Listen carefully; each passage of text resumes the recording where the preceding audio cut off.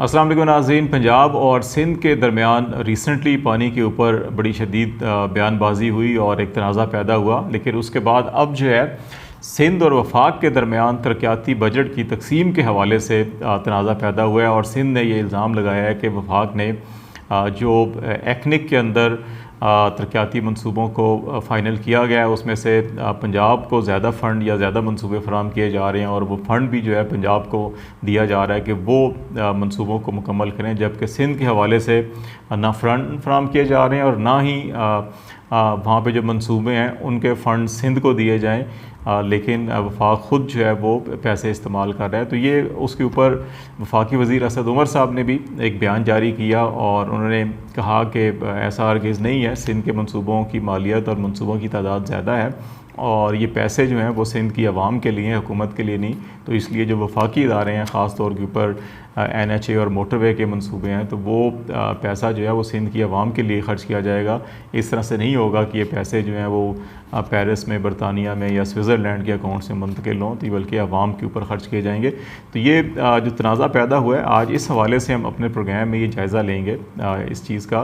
कि जो रिसेंटली एक्नेक की 2 मीटिंग्स हुई हैं, एक 26 मई को और एक 4 जून को, उसमें कितने मंसूबों को फ़ाइनल किया गया, उनकी मालियत कितनी थी, और फिर ये सूबे सिंध में, पंजाब में, KP और बलूचिस्तान में कितने कितने थे और उनकी कितनी मालियत, और किस सूबे में कितनी मालियत के मंसूबे जो हैं ये जा रहे हैं। इस चीज़ का जायज़ा लेंगे और फिर हम ये बातचीत करेंगे कि क्या इस किस्म की बयानबाजी या इस किस्म की सुबाइयत या इस किस्म के मामलात को फ़रोग़ देना ऐसे मौक़ों के ऊपर ठीक है या गलत है, या जो वज़ीर आला सिंध का मौक़िफ़ है उसके अंदर वज़न है या नहीं है। तो इस चीज़ का भी जायज़ा लेंगे। जो 26 मई को एक्नेक की मीटिंग हुई थी उसमें 9 मनसूबों की मंजूरी दी गई थी और 4 जून को होने वाली मीटिंग में 12 मनसूबों को मंजूर किया गया था, और ये टोटल 21 मनसूबे थे जिनकी मंजूरी दी गई। और इन 21 मनसूबों की जो मजमूई मालियत है वो 664 अरब और 50 करोड़ रुपए इनकी मजमूई मालियत है। सिंध में पंजाब की निस्बत ज़्यादा मनसूबे शुरू किए जा रहे हैं। पंजाब में जो ये मनसूबों की मंजूरी दी गई है वो सिर्फ 2 हैं, जबकि सिंध में जो मनसूबे हैं उनकी तादाद 5 हैं, बलूचिस्तान में 7 है और KP में 4 मनसूबे जो हैं उनकी मंजूरी दी गई, जबकि गिलगित बल्तिस्तान और आज़ाद कश्मीर से मुतल्लिक भी 3 मनसूबों की मंजूरी दी गई थी। सिंध के जिन 5 मनसूबों की मंजूरी दी गई है उनकी मजमूई मालियत जो है वो 291 अरब 17 करोड़ रुपए बनती है, जबकि पंजाब के जो मंसूबे हैं टोटल 2, उनकी मालियत 29 अरब 34 करोड़ रुपए बनती है। इसी तरह बलूचिस्तान के सबसे ज़्यादा मंसूबे थे, 7 मंसूबे, और उनकी मालियत 178 अरब 47 करोड़ रुपए बनती है। और खैबर पख्तूनख्वा के जो मंसूबे हैं उनकी मालियत जो है वो 83 अरब और 46 करोड़ बनती है, और खैबर पख्तूनख्वा में 4 मंसूबे हैं, जबकि गिलगित बल्तिस्तान और आज़ाद कश्मीर से मुतल्लिक 3 मंसूबों की मंजूरी दी गई थी और उनकी मालियत 82 अरब 5 करोड़ रुपए बनती है। तो इस तरह से ये कहना कि सिंध को नज़रअंदाज किया है वो दुरुस्त नहीं होगा। सिंध में अगर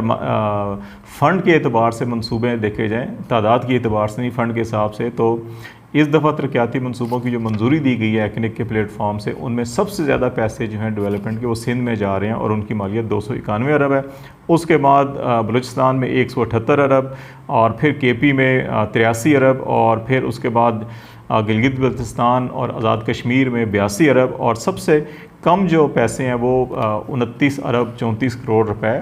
जो एक्निक ने अप्रूव किए हैं वो पंजाब के लिए जो मंसूबे हैं उनके लिए किए हैं। तो ये तासुर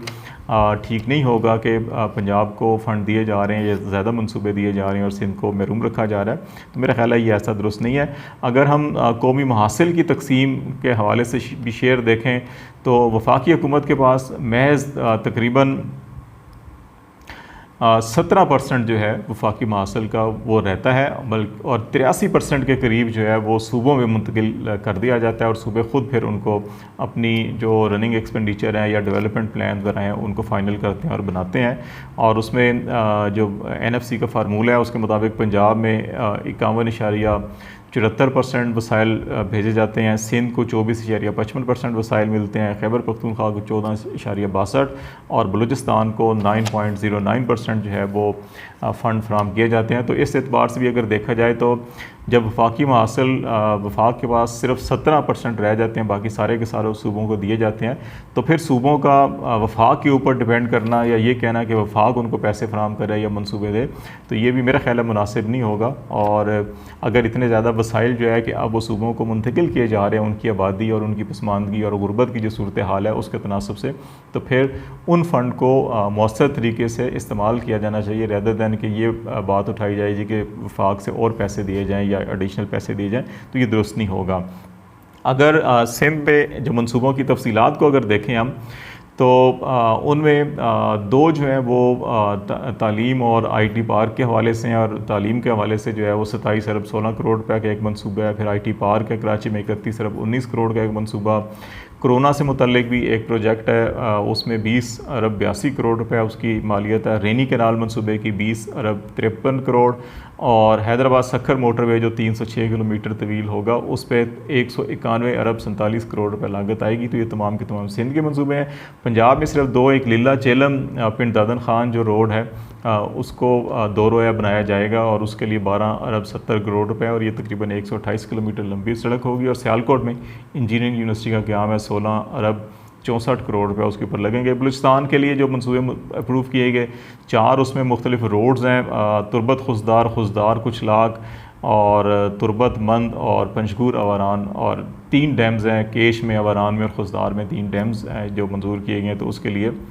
जो फ़ंड रखे गए थे। और इसी तरह खैबर पख्तूनख्वा में 2 जो हैं वो डैम हैं, गोमल डैम और खवाड़ी डैम है, और 2 रोड हैं, एक मर्दान सवाबी रोड और एक जो है कि रोडों की बहाली के हवाले से खैबर पख्तूनख्वा का प्रोजेक्ट है जिसने पैसे मुकर्रर किए हैं। तो इस अगर एतबार से ये देखा जाए तो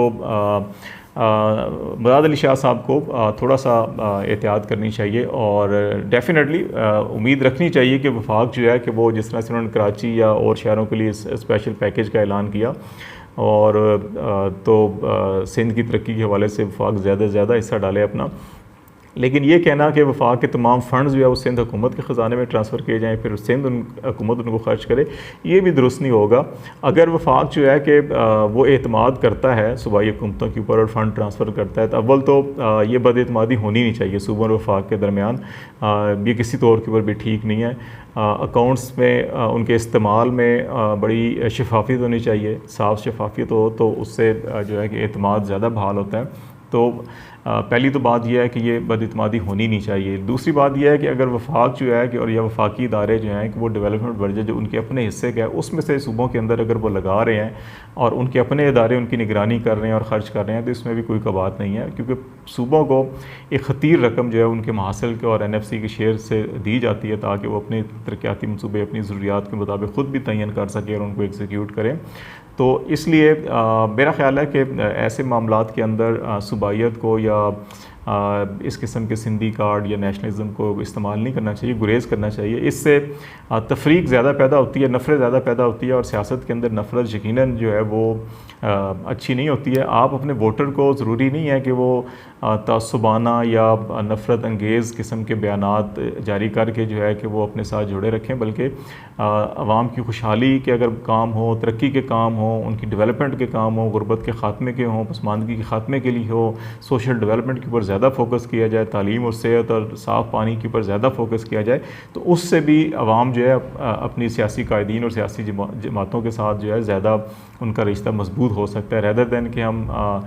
इलाकाई या जो है या नस्ली या लिसानी किस्म के बयानात जारी करके नफ़रत पैदा करके हम कोशिश करें कि लोगों को अपने साथ जोड़ें। हमें अच्छे काम करके लोगों के साथ अपने जोड़ने की अगर रवायत कायम करनी चाहिए, तो इससे मुल्क और कौम के लिए अच्छा होगा, मुल्क आगे की तरफ बढ़ेगा, रैदर दैन के पीछे जो हम बढ़ें और मज़ीद नफ़रत और तसब्बुब की आग लगाएँ। इससे बेहतर है कि हमें तरक्की के ऊपर, खुशहाली के ऊपर फोकस करके आवाम को खुशहाल बनाना चाहिए और एतमाद की फ़ज़ा पैदा करनी चाहिए, और इस एतमाद की फ़ज़ा में आगे बढ़ा जाए तो ज़्यादा बेहतर होगा।